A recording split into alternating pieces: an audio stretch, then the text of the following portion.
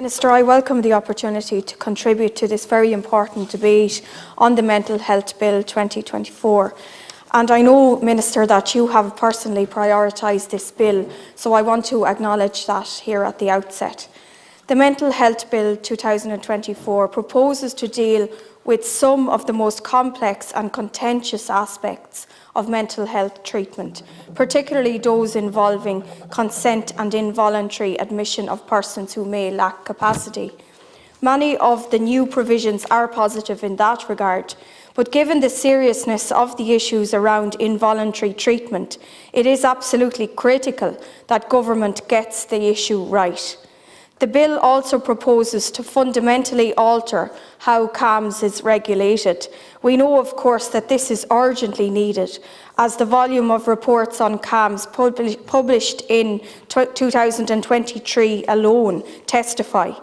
Indeed, the report on the look-back review into child and adolescent mental health services, or the Masky Report, found unreliable diagnosis, inappropriate prescriptions and poor monitoring of treatment and potential adverse effects, thereby exposing many children unnecessarily to the risk of significant harm.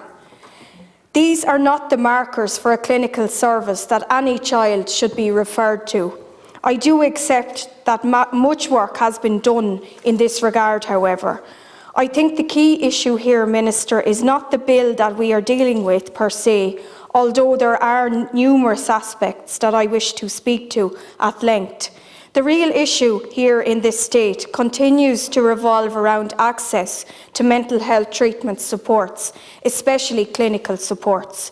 In my own constituency, I frequently have parents and children going through severe and indeed traumatic levels of distress as they try and access adequate levels of support.